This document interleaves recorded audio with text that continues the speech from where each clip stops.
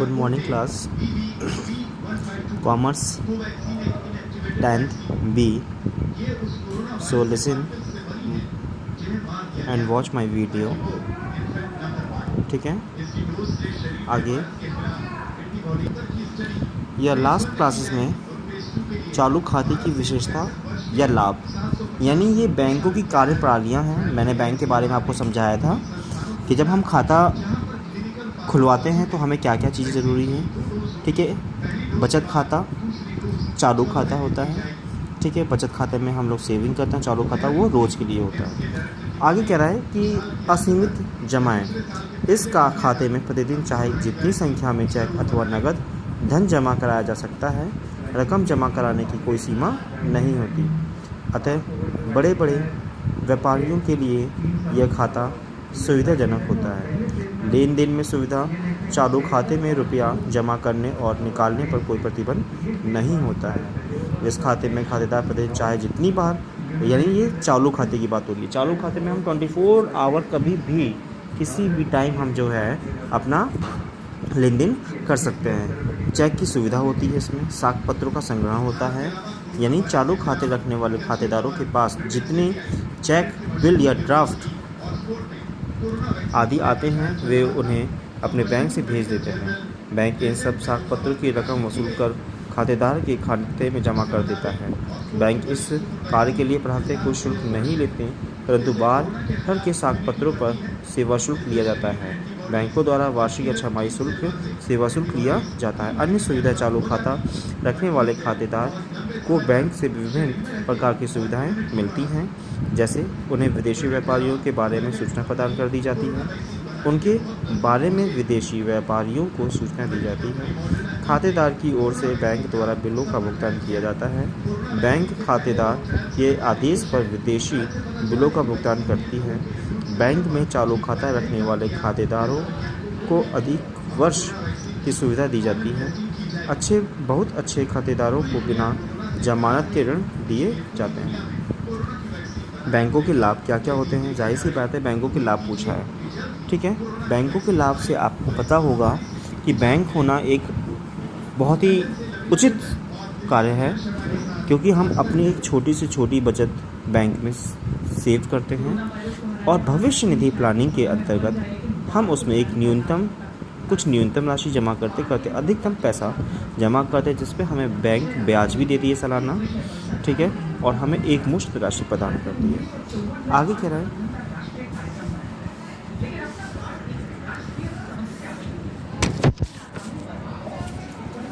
है कि सावधि खाते से आशय उस खाते से है जिसमें धन एक निश्चित अवधि है, जैसे 1, 2, 3, 4, 5, 6, 7 वर्षों के लिए खाते में जमा किया गया रुपया निश्चित अवधि से पूर्व नहीं निकाला जाता।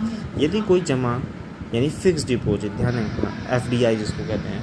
ठीक है, आगे यदि कोई जमाकर्ता निश्चित अवधि से पहले ही धनराशि वापस लेना चाहता है तो उसे बैंक को इसकी पूर्व सूचना देनी पड़ती है। बैंक कुछ कम ब्याज सहित उसकी धनराशि वापस कर देता है। इस प्रकार की जमाओं पर दी जाने वाली ब्याज दर अन्य सभी प्रकार की जमाओं की अपेक्षा ऊंची होती है। समय की अवधि जितनी लंबी होती है, ब्याज दर भी उतनी ही अधिक होती है। स्थायी जमा रसीद का नमूना एक, ठीक है, ध्यान रखिएगा, यह है स्थायी जमा रसीद जो हम लोग जमा करते हैं। आगे कह रहे हैं सावधि जमा खाता खोलने की विधि कौन 46 दिन, 3 माह, 6 माह, 12 माह, 3 वर्ष, ये जो है आपको एक फिक्स डिपॉजिट है, इतने दिनों तक हम लोग जो है जमा करते हैं। ओके, आगे अवधि, परिचय, जमा रसीद, ब्याज 5.25% वार्षिक, रकम निकालना, जमा रसीद पर ऋण, बैंकों का लाभ, बैंकों को कौन कौन से लाभ होते हैं, इसकी जो है हमें बैंक के माध्यम से बचत खाते यानी सेविंग अकाउंट, मैंने कहा था कि जैसे कि समझिएगा इसको, इस प्रकार के खाते मध्यम आय वर्ग तथा कम आय वाले व्यक्तियों की सुविधा के लिए होते हैं। इनका प्रमुख उद्देश्य अल्प बचतों को प्रोत्साहन करना तथा व्यक्तियों को मितव्ययिता बनना है। कोई भी व्यक्ति जो अवयस्क, पागल तथा दिवालिया नहीं है, ये खाता खोला जा सकता है। अवयस्क व्यक्ति किसी के संरक्षण में ही खाता खोल सकता है। आजकल इस प्रकार के खातों पर मिलने वाले ब्याज दर 4.5% वार्षिक है। बचत बैंक खाता खोलने की अवधि।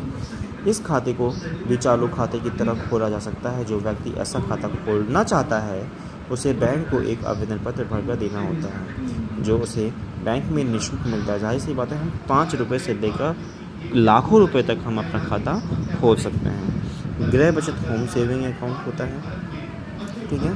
आवर्ती एवं निरंतर जमा करता है। इसको देखिए, यानी कोई व्यक्ति एक आवेदन पत्र भरकर बैंक में इस खाते को खोल सकता है, ठीक है। आवर्ती जमा खाता 10 रुपये का गुणक वाली 10, 20, 40 आदि राशियों की मासिक किस्तों द्वारा खोला जा सकता है। 10 रुपये तथा अधिकतम राशि 1000 रुपये है। रुपया जमा करते समय या निकालते समय बैंक में पासबुक लेना आवश्यक होता है। आवर्ती निरंतर खाता 90% तक ऋण ले सकता है। इसके माध्यम से आवर्ती निरंतर जमा खाते में 90% तक ऋण ले सकता है। आवर्ती या निरंतर खाते के लाभ। इस खाते के मुख्य लाभ कौन कौन से हैं? अधिक ब्याज। इस खाते में बचत बैंक खाते से अधिक ब्याज मिलता है। बचत को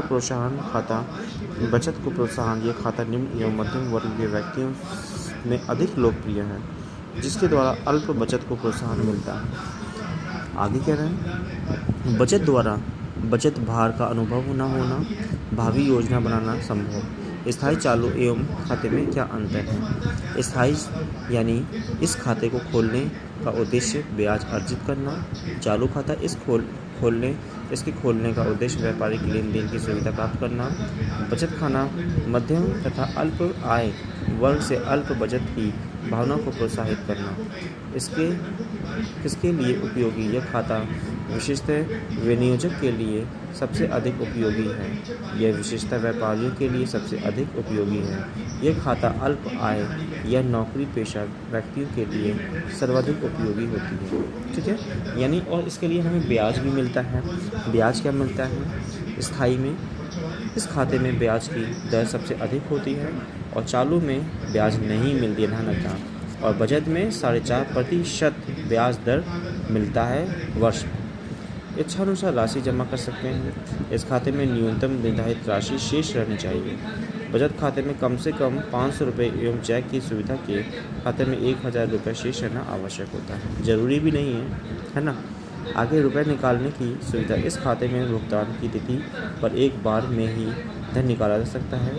इस खाते में रुपया कितनी बार निकाला जा सकता है? इस खाते में सामान्यतः सप्ताह में 2 बार निकाल सकता है। ये बेटा जो है डिफरेंस पूछ सकता है। स्थायी जमा खाता, चालू खाता और बचत खाते में क्या अंतर है, ठीक है।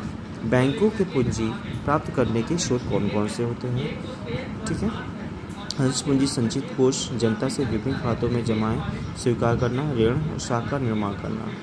ओके, ये चीज़ पे कल हम लोग इस पर डिस्कस करेंगे। थोड़ा लेके चलना है। Okay, thank you, have a nice day.